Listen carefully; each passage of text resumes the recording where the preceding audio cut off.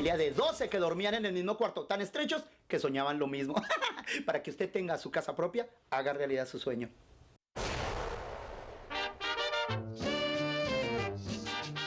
Mira, ve, el sueño de tener vivienda propia ya es una realidad hoy. Llegó a Miami Unión Andina, una empresa seria y profesional con trayectoria internacional de más de 15 años en el mercado inmobiliario. Hemos entregado más de 3.000 viviendas y hecho felices a miles de colombianos residentes en el exterior. ¡Ja! Unión Andina ya está en Miami. Lo invitamos a conocer nuestra nueva oficina, ubicada en el 138-58 Southwest y la 56 Street, donde su inversión está segura, porque contamos con el respaldo de Bancolombia y Da Vivienda. Y usted recibe todo el apoyo en todos los trámites de compra, financiación y postventa de su propiedad. No espere más. Haga realidad el sueño de tener vivienda propia. ¡Ja! Con Unión Andina. Bienvenido a su casa.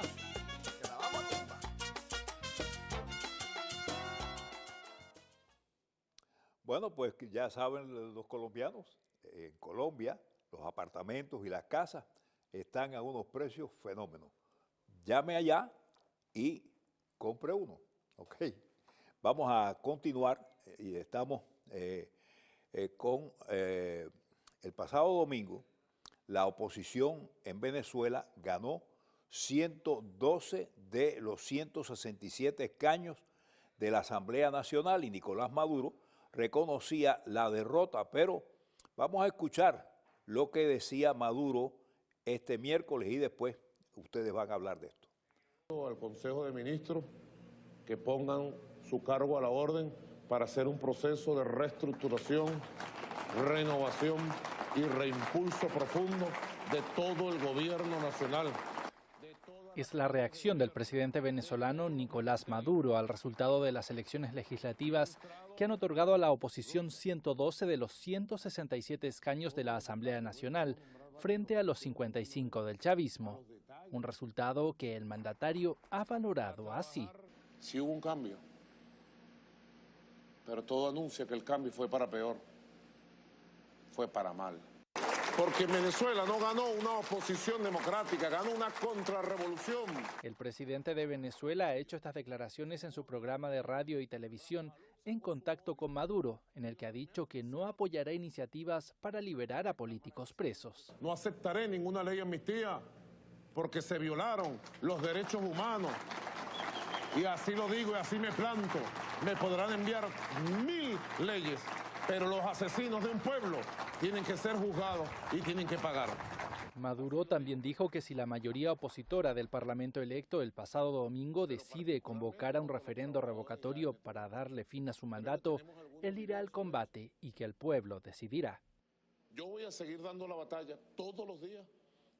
Bueno, este señor Nicolás Maduro, que ni siquiera nació en su país, lamentablemente, ¿verdad? Es un desastre lo que ha dicho ahora y lo que ha estado tratando de hacer siempre. Yo quisiera que me hablaran de la situación que tienen ahora y qué va a pasar en ese país. Bueno, mira, la postura de Nicolás Maduro y de Diosdado Cabello es realmente patética, lamentable. Es decir, no han asimilado la derrota, están actuando con una desesperación y un descaro que los disminuye mucho más de lo disminuido que están. Por ejemplo, podemos rescatar frases como esta: yo voy a trabajar con el pueblo. ¿Sí, cuál pueblo? Si el pueblo votó mayoritariamente contra él. Es decir, con las Fuerzas Armadas hicieron respetar el resultado electoral. Y hay que tener en cuenta las Fuerzas Armadas de Cuba que están metidas allí. No, exactamente. Oye, es un ejército completo con generales y todo. Exactamente. Entonces, él dice que, o sea, que su respuesta cívico-militar no se ha dado cuenta la nueva situación, no se ha dado cuenta que fueron arrasados por el pueblo. Porque él acusa al pueblo de fascista, cuando él dice que los que votaron son contrarrevolucionarios, son fascistas, entonces está maltratando al pueblo, no es a la oposición, a la Mesa de Unidad Democrática, es al pueblo que está maltratando.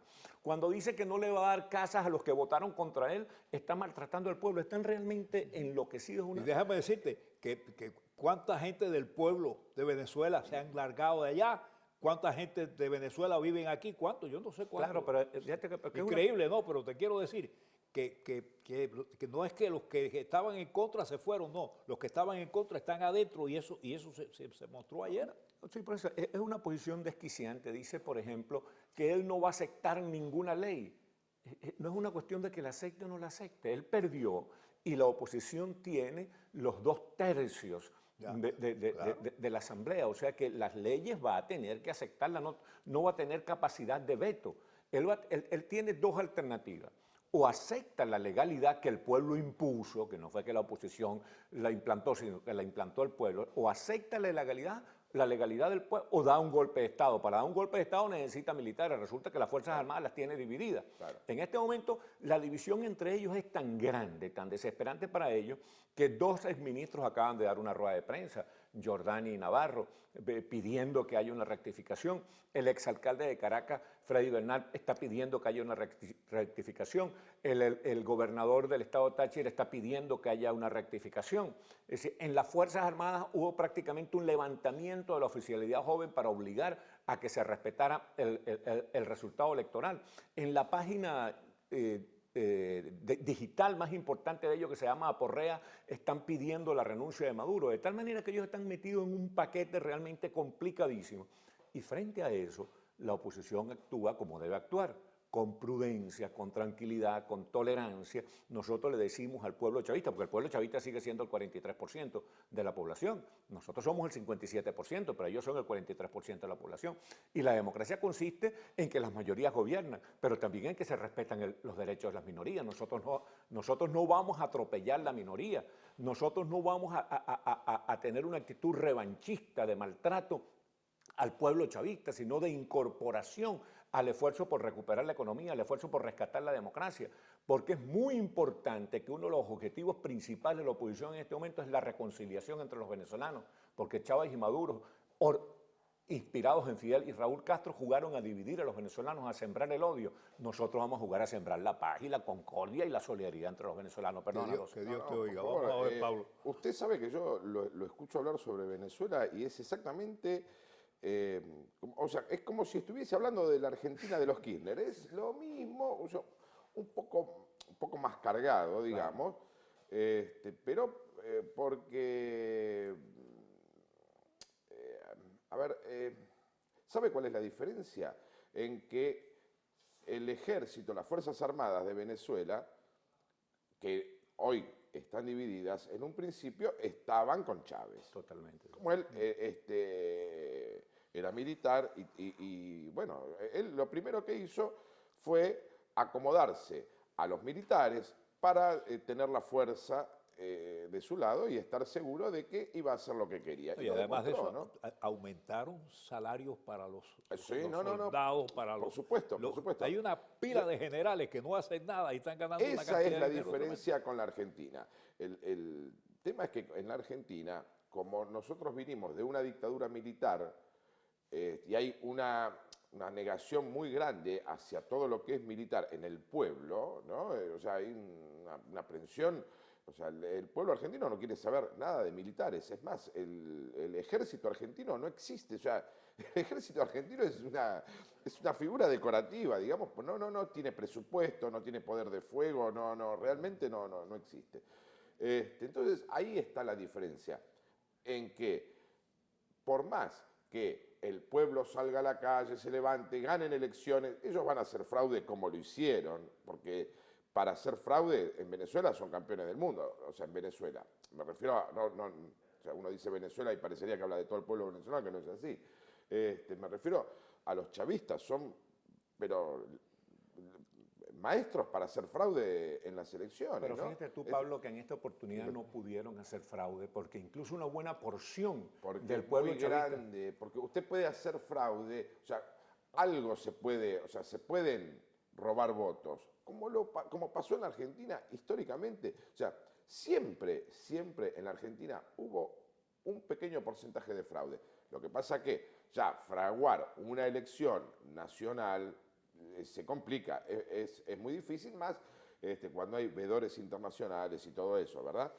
Pero el punto es que tienen la fuerza, tienen el poder. O sea, me refiero a que tienen el poder militar. Entonces, la gente sale a la calle, los reprimen, matan gente. No, pero en este momento, Pablo, fíjate tú, no es exactamente así. Tú tienes, No. Déjame tratar de explicarte. Tienes razón hasta el 5 de diciembre. Ahora ellos tienen el poder ejecutivo. Exacto. No se sabe cuánto del poder represivo tienen, porque cuando los militares se dan cuenta, sobre todo los tenientes, los capitanes, los mayores, los militares de menor jerarquía se dan cuenta que el pueblo, Claro. que el pueblo votó contra ellos, ellos pierden autoridad, pierden Exacto. respetabilidad y los militares le pierden el miedo. Exacto. Entonces, y ahora tienen un poder legislativo que no es una simple mayoría que tiene la oposición, es una supermayoría tal cual. que realmente puede estabilizar las cosas. Entonces ya es una cuestión de forcejeo, de manejar esa mayoría que tenemos con mucha inteligencia, con mucha sabiduría, de forma tal que no cometamos errores, que no caigamos en la provocación. Ellos todos los días dicen algo para provocarnos, Claro. para indignarnos, para llenarnos de rabia, para que nos pongamos brutos y caigamos en la trampa de la violencia.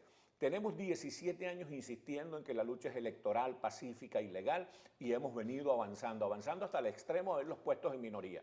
Y de ahora y vamos a seguir en esa línea de sensatez, de tolerancia, de no enloquecernos, de no caer en las trampas y en las provocaciones de ellos. Eso es muy importante, pero quería decirte algo. ¿Tú sabes una diferencia de fondo entre el proceso venezolano y el proceso argentino?